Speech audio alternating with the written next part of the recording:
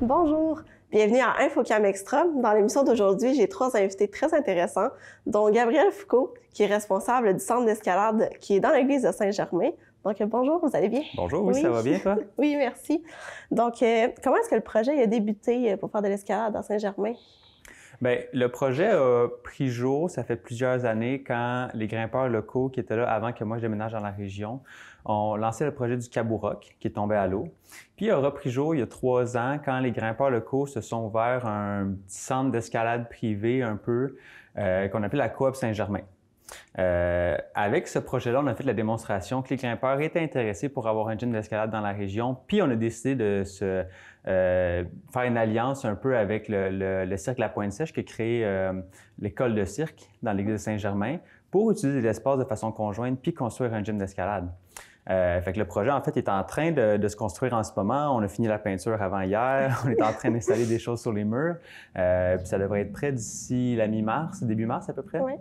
Selon comment ça va, là. C'est bon. Puis, mais au début, c'était seulement des experts, c'est ça? Puis là, vous avez décidé d'agrandir pour les débutants, puis un petit peu tout le monde. C'est ça. Au début, nos infrastructures étaient plus dédiées aux gens qui font déjà de l'escalade puis qui veulent s'entraîner.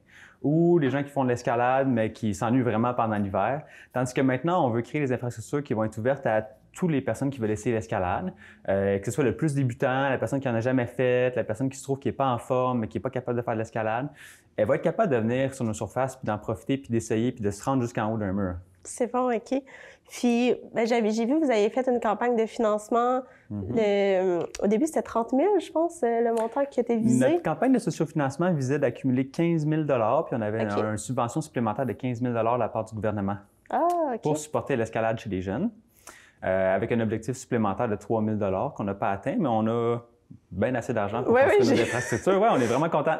Oui, puis c'est pourquoi? C'est pour de l'équipement? C'est pour les murs que vous avez rajoutés, j'imagine? Oui, dans le fond, avec cet argent-là, on a acheté tout ce qui était le matériel plywood, des 2x6, des vis. Puis ça va payer aussi les matelas, les prises d'escalade, un peu de nourriture pour nos bénévoles qui font les infrastructures. OK. Puis après ça, je pense qu'on arrive dans notre budget. C'est bon. Puis maintenant, vu que c'est accessible pour les débutants, est-ce qu'il va y avoir des cours, des formations? Du côté escalade, on ne prévoit pas de cours puis de formation parce que c'est un peu un sport autodidacte. Fait que dans les premières années, les gens vont pouvoir venir essayer, s'habituer à mettre leurs mains sur leur prise, à utiliser des chaussons d'escalade, à tomber comme il faut. Ça, c'est assez simple. Oui. Ça ne prend pas de cours pour faire de l'escalade. Tout le monde peut venir profiter des infrastructures puis apprendre les uns les autres. Okay. Mais éventuellement, c'est pas une possibilité qu'on élimine complètement d'offrir des cliniques de perfectionnement, des formations pour les ouvreurs-équipeurs sur nos murs, puis essayer de faire progresser le sport, dans le fond, là. OK. Puis, vu que c'est un centre multidisciplinaire, comment ça va fonctionner par rapport aux autres? Parce qu'il y a de la céramique, je pense, il y a le cirque aussi. Ça va être quoi la dynamique un petit peu à l'intérieur? Bien, c'est vraiment bien désigné parce que l'école de poterie, l'atelier de poterie est en arrière dans la sacristie. Okay. Fait qu'ils sont vraiment séparés physiquement. Puis les activités qui sont plus complémentaires, soit le cirque et l'escalade, sont dans la nef puis dans le cœur de l'église. Ils sont quand même séparés physiquement par 6 marches, OK? Mais on peut faire les activités de façon concomitante sans se piler ses pieds. C'est juste un peu plus bruyant. OK, parfait. Puis, je sais pas si vous avez vu, l'escalade, c'est rendu un sport olympique il n'y a pas très longtemps, oui. Est-ce que ça a eu un petit peu de popularité qui a monté dans le Kamouraska, puis... Moi, je suis déménagé dans le Kamouraska, ça fait 3 ans. OK, oui. Pile au moment à peu près où l'escalade gagnait déjà en popularité. Quand moi j'ai commencé à grimper il y a 10 ans, c'était un sport qui était encore un petit peu underground. Ouais. Puis je pense que j'étais sûrement dans le mouvement des gens qui réalisaient que l'escalade c'est vraiment plaisant puis amusant parce que maintenant, des sites d'escalade, il y en tombe partout. Des gyms d'escalade, il y en ouvre partout. Puis ça, c'est depuis les 10 dernières années, là. OK, c'est bon. Donc vous attendez quand même à avoir beaucoup de monde qui va participer au projet. J'espère qu'on va être victime de notre succès et qu'il va y avoir trop de monde pour nos surfaces, là. Puis justement, si jamais il y a trop de monde, y a-t-il des tarifs qu'il va y avoir, des heures d'ouverture? Comment ça fonctionne? Ouais, pour l'instant, les heures d'ouverture dans la première saison, fait que jusqu'à l'été, ça va être les mêmes que les cours de cirque. Parce que là, pour gérer nos bénévoles, nos employés, ça va être plus simple. Puis éventuellement, on va engager les employés pour avoir des heures d'ouverture régulières où ce que les gens vont pouvoir venir utiliser les infrastructures.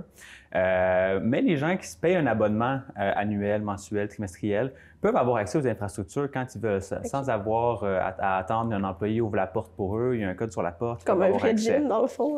Un peu comme un vrai gym. Souvent, dans un vrai gym, il y a comme un employé au desk qui attend un peu que vous regardez qu'est-ce qui se passe. Nous, on n'aura pas ça. Mais il y a une puce comme pour rentrer si jamais. Il y a une puce, un code, puis on rentre, puis après, on sort, on barre la porte. C'est bon. Puis, est-ce que vous allez avoir... Ben, où est-ce qu'on peut trouver ça, dans le fond, ces informations-là? Parce que j'ai vu, vous avez une page Facebook. Oui, pour l'instant, c'est tout sur la page Facebook. On est en train de développer notre site Web. On fonctionne tout sur le bénévolat. Fait que ça va prendre un peu de temps avant qu'on développe notre site Web, mais d'ici l'automne ou l'hiver prochain, on prévoit avoir ça. Pour l'instant, les gens peuvent trouver toute l'information sur la page Facebook. Quand on va ouvrir les portes du gymnase, on va mettre des belles photos, on va mettre des instructions sur comment accéder aux infrastructures. Les gens qui ont participé à la campagne de sociofinancement vont recevoir leurs entrées. Les gens qui ont acheté un abonnement vont pouvoir l'activer quand ils veulent pour venir utiliser les surfaces, fait que dès que ça va être ouvert. OK, parfait. Puis, est-ce que vous aviez quelque chose de prévu, justement, de spécial pour l'ouverture, qui est le 1er mars, d'après moi? Oui, bien, l'ouverture, c'est entre le 5 mars et le 15 mars. Là, ça dépend, I guess, comment nos bénévoles se sentent cette fin de semaine-là. Mais oui, on va prévoir une journée d'ouverture où on va probablement avoir une petite compétition d'escalade, un accès ouvert aux infrastructures pour tout le monde qui veut l'utiliser. Les gens qui ont déjà payé une entrée pour le party de dévoilement vont être invités, évidemment. On n'a pas de date fixe encore parce que nos travaux avancent selon la disponibilité de nos bénévoles, mais bientôt, on va choisir une date puis on va inviter tout le monde à venir participer. On va envoyer un courriel à tous ceux qui ont participé à la campagne de sociofinancement, puis on va partager sur tous les réseaux sociaux. C'est bon. Puis ça va être quoi le party d'ouverture? Dans le fond, c'est... C'est un souper, c'est... C'est une occasion pour tout le monde de se réunir, de voir nos magnifiques surfaces qu'on a faites à la main, de participer à la création de voies d'escalade pour après ça faire une compétition pour qu'on puisse tous se mettre au défi, essayer l'escalade, il va y avoir des voies plus faciles. Puis après ça, oui, effectivement, on va jaser, prendre une boisson, puis vendre de la nourriture. Puis vous avez parlé de compétition. Est-ce qu'il y en a déjà qui existent parmi, mettons, ceux qui escaladent plus professionnellement? Oui, il y a beaucoup de compétitions au Québec. Il y a une ligne junior, il y a une ligne adulte, Québec-Canada. Puis après ça, il y a les compétitions mondiales. Puis il y a les Jeux olympiques. Personnellement, je ne participe pas aux compétitions. Non, mais je passe trop de temps dehors, mais il y en a beaucoup. Oui, qui se pratiquent au centre Saint-Germain? Pour l'instant, il n'y aura pas de compétition à l'église de Saint-Germain. C'est dans un village, c'est une petite église, fait que c'est des petites infrastructures. On n'a pas assez de surface, je pense, pour accommoder une compétition officielle. Mais si nos grimpeurs sont assez forts, on va les envoyer faire des compétitions. Ah, c'est vraiment bien. Puis, est-ce qu'on peut vous souhaiter quelque chose pour le futur du projet dans les prochaines années, peut-être? Idéalement, du beau temps, parce que l'objectif de faire de l'escalade à l'intérieur, c'est d'être meilleur pour aller grimper sa roche. Fait que si vous êtes capable de nous souhaiter du beau temps puis de la sécheresse un petit peu, là, pas trop d'humidité, je pense qu'on va grimper plus fort. Parfait. Puis est-ce qu'il y en a justement des cours qui sont liés un peu sur roche ou sur glace? Parce que j'ai vu que vous faisiez ça aussi. Oui, l'escalade de glace, c'est un tout autre sport. Hein? Oui. Les cours d'escalade extérieure, avec la ville de Saint-Pascal, on est en pourparlers en ce moment pour en offrir, rendre ça disponible à la population. Il existe déjà des cours de transition rocher à la SEPCA, à Saint-André. Puis des cours d'escalade de glace, c'est plus rare. Hein? Il faut aller à Québec, il faut aller au Saguenay, il faut payer des guides particulièrement parce que c'est un sport plus extrême. Oui, OK, c'est bon. Bien, merci beaucoup, Gabrielle, pour toutes ces informations. Puis on va vous retrouver donc au début mars pour l'ouverture du centre d'escalade. Oui, parfait. J'espère que tout le monde va être là. Oui. Merci. On enchaîne avec mon deuxième invité qui est Anthony Roy, coordonnateur des sports au sein du comité organisateur de la 56e finale des Jeux du Québec qui se passe donc à Rivière-du-Loup. Ça a été reporté 2 fois dans les dernières années, je crois. On devait être content que ça a lieu cette année. Oui, c'est un peu le temps. Là. Notre comité, il y a des gens que ça fait 3 ans, 4 ans pour certains, qui participent là, à essayer de faire une finale là, à la hauteur des attentes. Disons que c'est pas super facile là, de reporter, continuer, essayer d'avoir la même passion. Mais là on est à 21 jours là, de la finale en ce moment. Ça fait qu'on se rend compte là, qu'il y a une fébrilité là, qui embarque. Là. Qui est du 3 au 11 mars, donc, oui, la au finale. 3 au 11 mars, oui. Puis, est-ce que... il y a beaucoup de sports qui sont quand même assez divers. Est-ce que vous pouvez m'en dire plus là-dessus? Il y a 20 sports en tout, 10 sports par bloc. Il y en a un peu partout, là. Il y en a à Rivière-du-Loup, il y en a à Saint-Pascal, puis il y en a au Centre Bombardier à la Pocatière. C'est réparti là, par bloc, comme je dis, 10 blocs, 10 sports par bloc.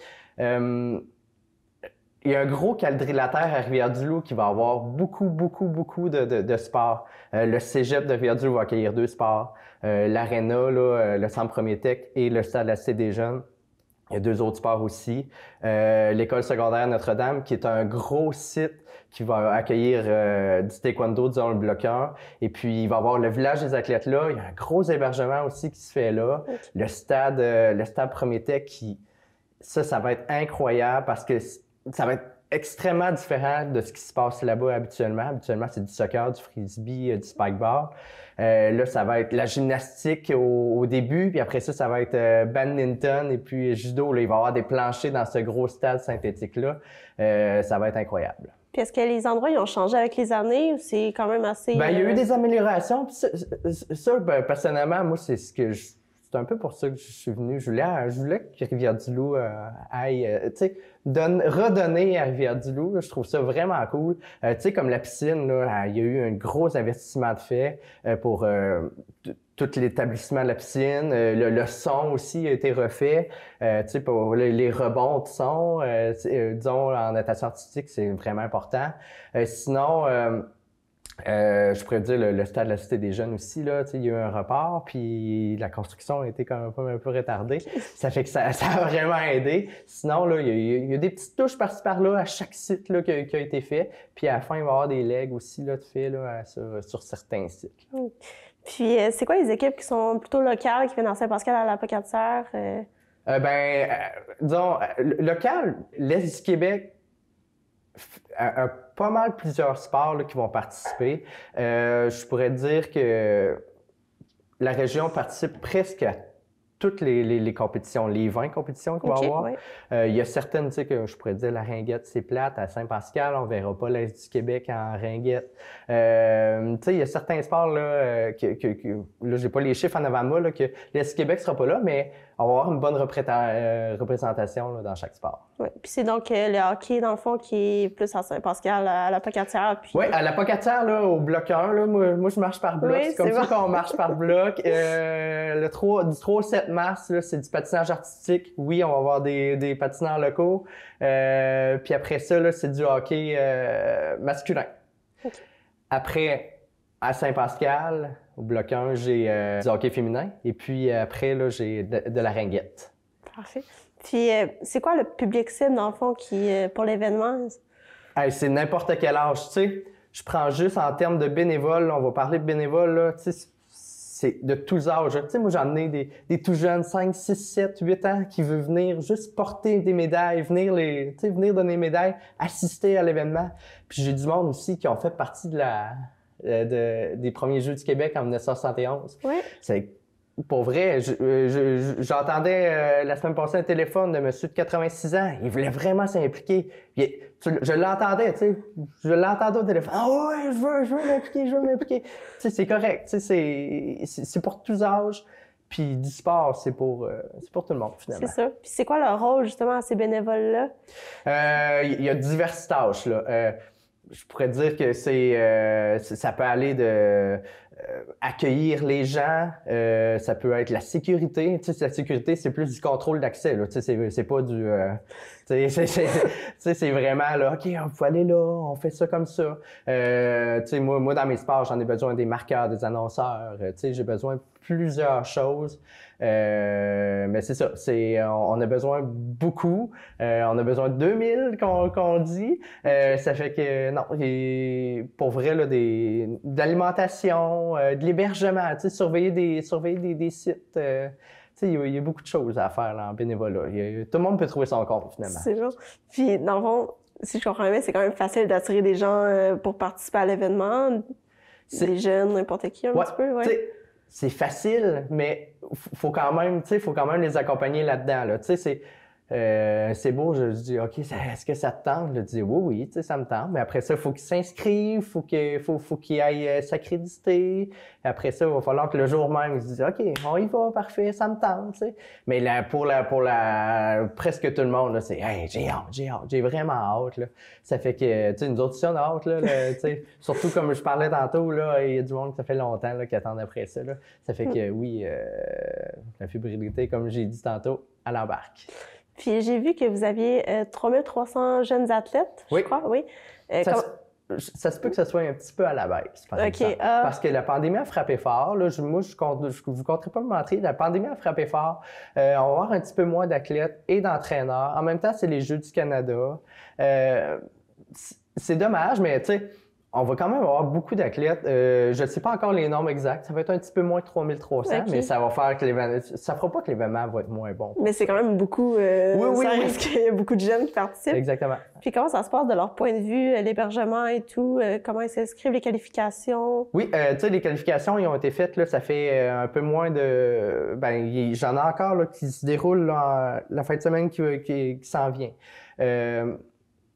Il y a des normes à suivre, c'est sûr. Oui. Puis après ça, là, ces jeunes-là, ils vont venir, on va les accompagner là-dedans. Eux autres sont inscrits par leur région. Nous, on le sait environ, là, c'est de quoi qu'on a besoin comme jeunes, là, finalement. Ça fait que, comment je pourrais dire ça, ces jeunes-là, ils vont venir, tu sais, bien souvent, c'est une compétition comme les autres. Puis, tu sais, je regarde, il y a 2 semaines environ, on a parlé à Pierre Harvey, qui est un ancien Olympien et qui a participé à la première finale des Jeux du Québec. OK. Lui, là, il est vraiment, là, il est arrivé puis il dit, moi, je me rappelle vraiment de ma première journée. Puis là, il nous a expliqué sa première journée de compétition, comment il est arrivé à Rivière-du-Loup, puis qu'il dit, wow, c'est pas une compétition comme les autres, tu sais. Il y a des gens qui, tu sais, il est musclé, ce gars-là, tu sais, il a l'air en forme, tu sais, moi, je mangeais ma petite sandwich, puis... Mais tu sais, c'est le fun, là. T'es sûr de trouver ton compte puis d'avoir du plaisir aux Jeux du Québec. Même si tu performes pas, même si tu finis dernier, c'est sûr qu'il y a quelqu'un qui va finir dernier, il va aimer ça pareil, là, être aux Jeux du Québec, là. Il y a beaucoup de... Tu sais, il y a une atmosphère, puis aussi, il y a beaucoup d'options complémentaires qui fait c'est sûr qu'on va s'amuser. Oui, ça reste que c'est impressionnant pour un jeune aussi. Ouais. C'est son premier jeu. Ça va être impressionnant aussi pour la population de Rivière-du-Loup puis du Kamouraska parce que il va y avoir du monde. Il va y avoir des autobus de transport, de l'hébergement incroyable. Puis si on va aller voir, par exemple, en vrai ou en différé, est-ce qu'on peut le voir à la télé? Oui, il y a certains sports qui vont être diffusés, disons, sur YouTube, certains sur ma télé. Il va y avoir un peu d'RDS aussi et de TVGO. Sinon, là, il y a certaines fédérations qui vont, ils vont eux autres même mettre ça sur leur site Internet. Ça fait que c'est juste d'aller voir, là, bien souvent, là, sur leur site, là, il va être écrit, là. Puis, ouais, pour l'horaire, c'est sur les sites aussi. Oui, les horaires, là, faut aller sur notre site, là, Internet, là, il y a ça aussi. Et puis, à la place des jeux, là, à Rivière-du-Loup, là, qu'on appelle, c'est où le centre Premier Tech, il va y avoir un écran géant. Puis, bien souvent, il va y avoir une diffusion de sport, là. Okay. Ça peut être n'importe quel sport. Parfait, mais merci beaucoup pour l'entrevue. Merci. Donc, on attend les Jeux avec impatience du 3 au 11 mars. Yes, merci. Merci. On va aller voir mon troisième invité. Je suis maintenant avec Cindy Marquis, vice-présidente de la Fête d'hiver de Saint-Jean-Port-Joli. Bonjour, vous allez bien? Oui, merci. Donc, vous avez quand même une programmation assez chargée. Est-ce que vous pouvez me donner un petit peu plus de détails là-dessus? Oui, en fait, ce qui est le nerf de la guerre, là, c'est le volet de sculpture sur neige lors de la fête d'hiver. Ça commence dès le vendredi 17 février pour le volet provincial. Il y a 7 équipes au volet provincial et il y a 10 équipes au volet relève. Le volet relève, c'est différentes écoles secondaires là, du Québec qui viennent sculpter accompagnées d'un enseignant. Et le samedi et le dimanche, bien, c'est le volet familial. Donc, c'est ouvert au grand public pour les familles, tous ceux qui veulent participer, en fait. Puis le volet familial, qu'est-ce qui est inclus là-dedans? C'est vraiment pour faire une initiation à la sculpture sur neige. Cette année, on a une 40aine de blocs qui sont déjà tous réservés. Là. Malheureusement, on manque d'espace sur le terrain pour satisfaire tout le monde. Et puis, les gens viennent sculpter un petit cylindre, là, dans le fond, soit le samedi, soit le dimanche, vraiment pour... apprendre à sculpter la neige. Parfait. Puis il n'y a pas de compétition liée à ça, j'imagine? Il n'y a pas de compétition pour le volet familial. Par contre, il y a des prix de présence là, qui vont être remis lors de la cérémonie de clôture le dimanche à 16h. Pour le volet provincial et pour le volet de la relève, par contre, il y a des beaux prix, là, des prix du jury, des prix du volet des artistes et des prix pour le vote du public. Puis par rapport au volet plus provincial, c'est qui les équipes? C'est vraiment chaque C'est coin des du équipes Québec? professionnelles d'un peu partout au Québec, oui. Il y en a plusieurs qui reviennent d'année en année et puis ça vaut vraiment la peine de venir voir ça. C'est impressionnant. Puis est-ce qu'il y a un événement en particulier à mentionner pour cette nouvelle édition? Peut-être à l'ouverture? Bien, c'est sûr qu'on revient avec un spectacle. Ça fait quelques années qu'on n'a pas eu de spectacle avec la COVID. Donc, le vendredi soir à 20h, c'est le spectacle de Sarah Dufour qui est à la salle à Vigie avec en première partie Jo Robichaud. C'est au coût de 25 $. Parfait. Puis c'est vraiment juste de la musique qu'il y a, dans le fond? Oui. Pour le spectacle de Sarah Dufour? Oui. Oui, c'est ça. Il y a la musique. Puis une autre nouveauté cette année, en fait, c'est une course, dans le fond, qui va se dérouler dans le village. Et puis, c'est le samedi matin dès 9h. On peut s'inscrire en ligne. Puis c'est 1 km ou 5 km. OK. Puis est-ce qu'il y a d'autres activités comme ça, un petit peu en parallèle de la fête? En fait, cette fin de semaine, demain samedi, il y a la raquette qui se passe au lac Trois-Saumons. Il y a un départ en autobus, on peut monter, il y a un goûter après. Puis sinon, ben là, il y a tout plein d'activités là, pendant la fête. Là. C'est sûr qu'il y a l'initiation au fat bike, il y a la cabane à sucre, il y a la glissade pour les tout-petits, il y a un bar de neige, il y a l'euro-bungee aussi. À part ça, il y a un DJ, il y a les feux d'artifice. Il y en a vraiment pour tous les goûts. OK. Puis ça, c'est sur différents sites, j'imagine? C'est pas seulement à la Vigie à Saint-Jean-Port-Joli? En fait, c'est principalement au Parc des Trois-Bérets, là, juste à côté de la Vigie à Saint-Jean-Port-Joli, à l'exception là, de la raquette qui est au lac Trois-Saumons. Puis aussi, ce qu'il y a, dans le fond, avant la fête, là, dès lundi, il y a des sculptures qui vont apparaître un petit peu partout là, dans le village, des sculptures de neige et des sculptures de glace. Donc, c'est ça, pendant la fête, ces sculptures-là vont déjà être terminées.